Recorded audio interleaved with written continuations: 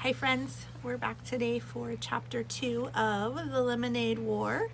Remember yesterday, Evan is very upset about something and his sister Jessie is trying to figure out why he is so upset. She did mention a letter, remember? So yesterday I asked you if you had an idea to write that idea down. And if you did, try to keep that in the back of your mind while we're reading chapter 2 today. Chapter 2 is called Breakup. Breakup, a dissolution of a unit, an organization, or a group of organizations. The Justice Department sometimes forces the breakup of a large corporation into several smaller companies. Jessie didn't get it. She just didn't get it. What was Evan's problem? He'd been acting like a weirdo for 2 days now, and it was 2 days ago that the letter had arrived. But why would he be so upset about that letter? This is a puzzle, Jessie told herself, and I'm good at puzzles. But it was a puzzle about feelings, and Jessie knew that feelings were her weakest subject. Jessie sat in the cool darkness of the basement and thought back to Monday, the day the letter had come. Everything had been normal. She and Evan were putting together a lemonade stand in the driveway when the mailman walked up and handed Jessie a bundle of letters. Evan never bothered to look at the mail, but Jessie was always entering contests and expecting to win, so she flipped through the letters right away. Boring, boring, boring, said Jessie as each letter flashed by. Hey, something from school. Addressed to Mom. She held up the plain white envelope. What do you think it is? Don't know, said Evan. He was in the garage uncovering the small wooden table they usually used for a stand. It was buried under 2 snow tubes, 2 boogie boards, and a garden hose. Jessie watched while Evan gave a mighty pull and lifted the table up over his head. Wow, he's gotten so big, thought Jessie, remembering what Mom had said about Evan's growth spurt. Sometimes Jessie felt like Evan was growing twice as fast as she was, growing up, growing away. It looks important, said Jessie. It looks like bad news, is what she thought in her head. Was there a problem? A complaint? A mix-up? All the nervousness she'd been feeling about skipping to 4th grade suddenly burbled up inside her. This table's really dirty, said Evan. Do you think we can just cover it with a lot of cups and pitchers and no one will notice? Jessie looked. The table was streaked with black.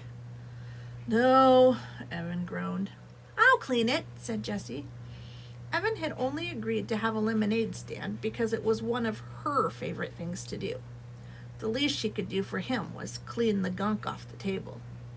Maybe, she said, holding up the envelope again, they're postponing school? Maybe the first day isn't going to be next Tuesday. You think? That got Evan's attention. Well, let's ask Mom to open it, he said. Up in the humming cool of her office, Mrs. Tresky read the letter through once. Well, she said, this is a curveball. She looked right at Evan. Jessie thought her face looked worried. Evan, you and Jessie are going to be in the same class this year. You'll both have Mrs. Overton. Jessie felt relief flood through her entire body. The same class? If she could have wished for one thing in the whole world, that's what she would have wished for. She would be with Evan, and Evan would make everything easier. He would introduce her to all those 4th graders. He would show them all that she was okay, not some puny 2nd grader who didn't really belong. But Evan didn't look happy. He looked angry. Why? He asked in an almost shouting voice. Mrs. Tresky scanned the letter. Well, the classes were small to start with, and now some of the 4th graders they thought would be attending aren't because they're moving or switching to private schools. So they need to combine the 2 small classes into one bigger class. That is so unfair, said Evan. I wanted Mrs. Scobie, and I don't want... He looked at Jessie. That is so unfair. Jessie was surprised. This was great news. Why didn't Evan see that? They always had fun together at home. Now they could have fun in school, too. "It'll be fun," she said to Evan. "It will not be fun," said Evan. "School isn't fun." And then he stomped downstairs and locked himself in his room for the rest of the afternoon. They never finished the lemonade stand. And here it was 2 days later, and Evan was still all locked up, even though he wasn't in his room. He wouldn't talk to her, and he wouldn't play with her. So Jessie went up to her room and did what she always did when she was upset or angry or sad or confused. She started reading Charlotte's Web. She had read the book about 100 times. She was at the good part, the happy part. Wilbur had just been named some pig, and he was getting all kinds of attention from the Zuckermans and the whole town. But Jessie couldn't settle into that happy feeling, the one that usually came when Charlotte said, "I dare say my trick will work and Wilbur's life can be saved." Instead, she kept noticing an unhappy feeling, tap, tap, tapping on her shoulder. And it wasn't the unhappy feeling that came from knowing that Charlotte was going to die on page 171. It was Evan. She couldn't stop thinking about what he had said. Jessie could only remember one other time that Evan had said, "I hate you," to her. Grandma had been over and Evan needed help with his math homework. He had that frustrated, screwed up mouth look that he sometimes got with math or spelling or writing reports. Mom called it his "he's gonna blow" look. But Grandma couldn't help him because it was all Greek to her, so Jessie had to show him how to do each problem. Well, she just sort of jumped in and done the problems for him. That was helping, wasn't it? Grandma had called her a girl genius, but Evan had ripped his paper in half and run upstairs shouting, "I hate you," just before slamming his door. That was last year. I think I'm seeing that maybe Jessie might be a little bit better at schoolwork than Evan. Do you think? And maybe Evan isn't very happy about that.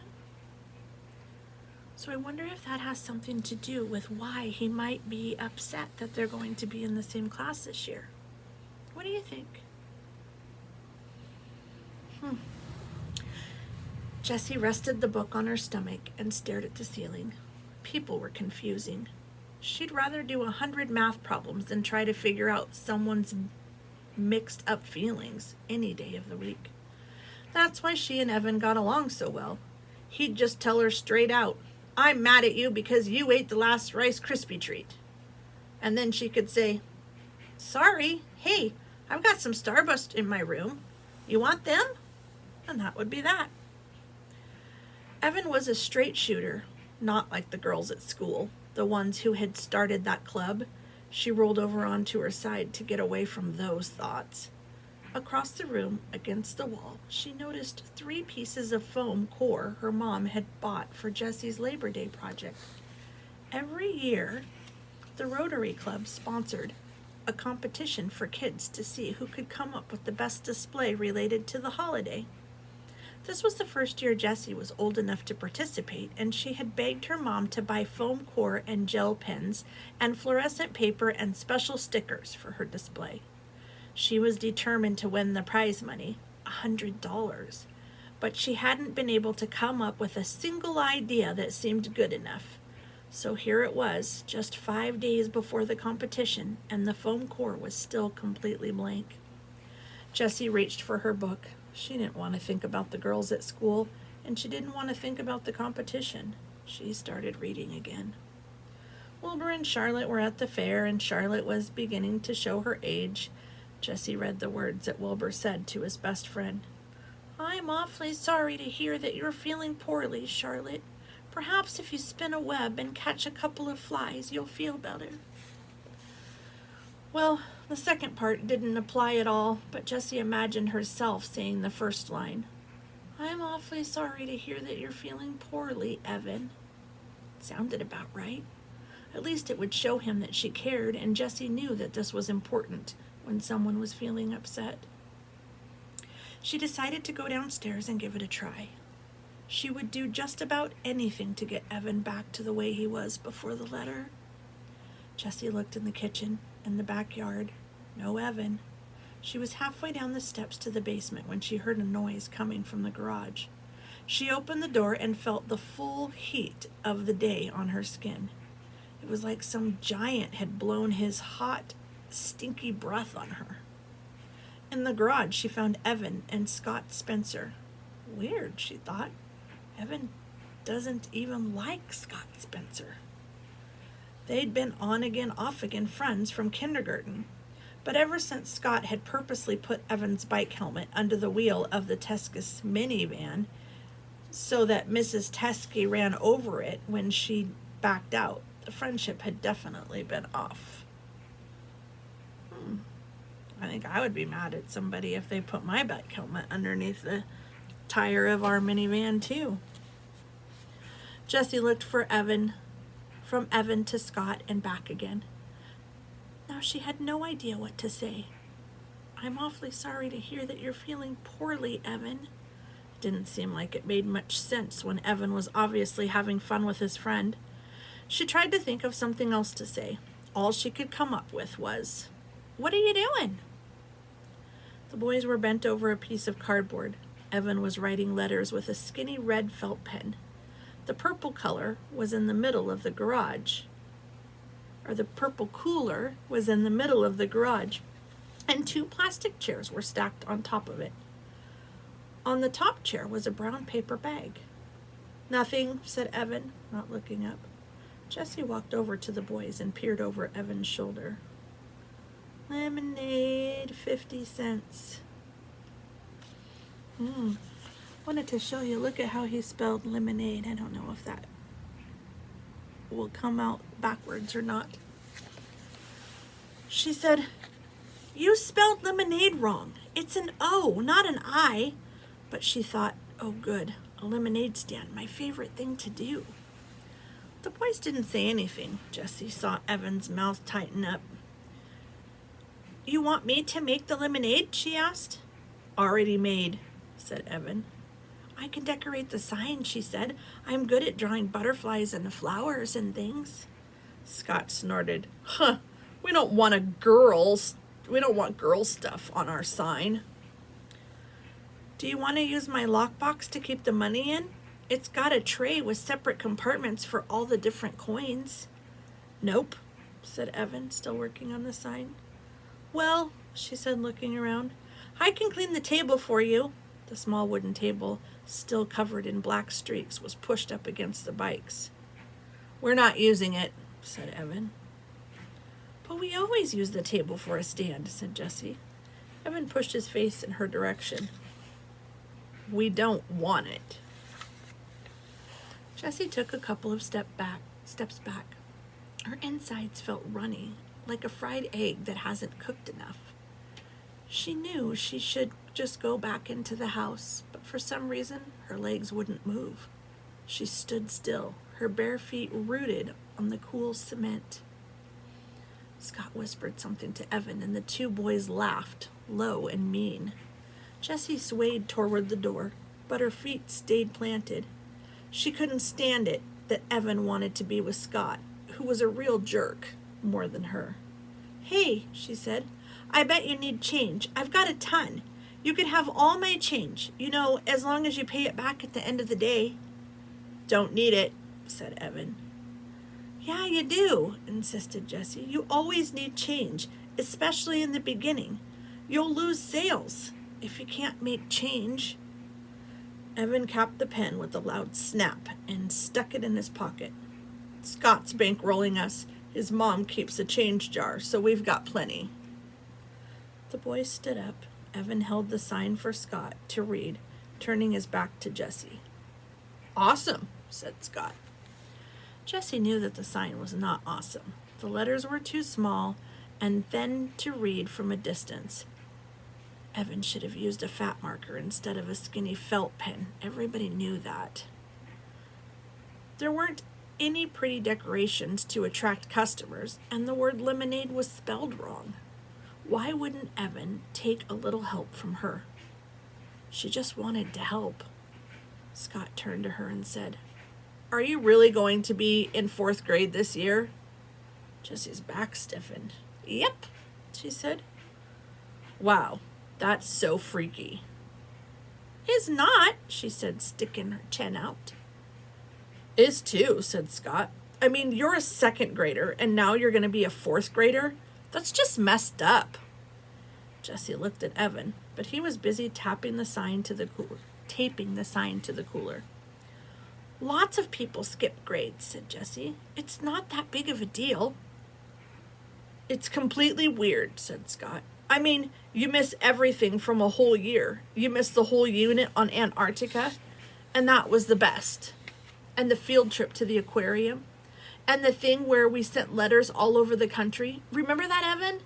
You got that letter from Alaska. That was so cool." Evan nodded, but he didn't look up. "It's not that big of a deal," said Jessie again, her voice stretched tight like a rubber band.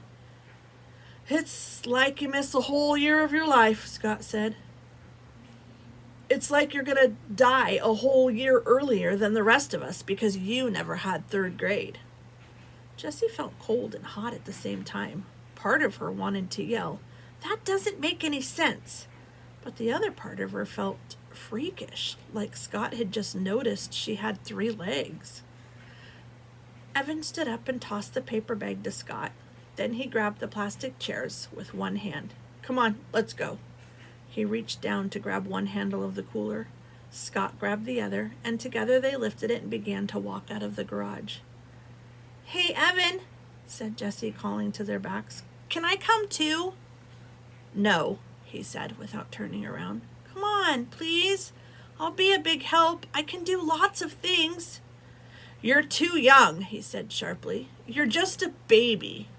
The boys walked out. "You're just a baby." Jessie couldn't believe Evan had said that. After all the stuff they'd done together, and he was only 14 months older than she was. Hardly even a full year. She was about to yell back something really harsh, something stinging and full of bite, like, "Oh yeah?" when she heard Scott say to Evan, "Man, I can't believe you have to be in the same class as your little sister. If that happened to me, I'd move to South America." "Yeah, tell me about it," replied Evan, crossing the street. The words died on Jessie's lips. She watched Evan walking away, getting smaller and smaller. He was deserting her. He wasn't going to stand by her at school. He wasn't going to smooth the way for her. He was going to be on the other side, with all of them looking down on her, telling everyone that she was too young to be part of the crowd, telling everyone that she didn't belong. "Fine for you, Evan Chesky," she said as she marched into the house, her fists balled up at her side. "I don't need you. I don't need you to have fun.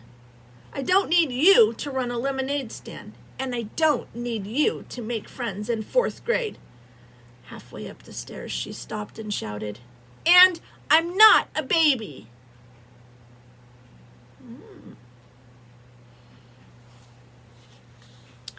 So now we know why Evan is so upset. And we also found out, remember yesterday I asked you to take a guess on whether you thought that Jessie was younger or older than Evan. Well, we now know that Jessie is younger. Think about that, boys and girls. If you're going to 4th grade next year, think about if you had a younger brother or sister in 2nd grade and they just got to skip 3rd grade and they were going to go to 4th grade with you. Would you feel kind of like Evan does right now? I was thinking when I was reading that I could really picture Evan and Scott picking up that cooler and walking out of the garage. That's kind of making images in your mind. That's visualizing while we're reading, being able to make that picture. How about when Jessie walked up the stairs and she's got her fists clenched and she's yelling and she turns around and yells something back? I can think about a time when I've been angry and been leaving the room to get away, but then you get so frustrated and you turn around as you're leaving and you yell something back. Have you ever done that? I remember I used to do that with my brothers a lot. So tomorrow we will read chapter 3. Do you want to make a prediction on what you think is going to happen? Just think about that a little bit, and then we will go on to chapter 3 tomorrow. Okay? See you then.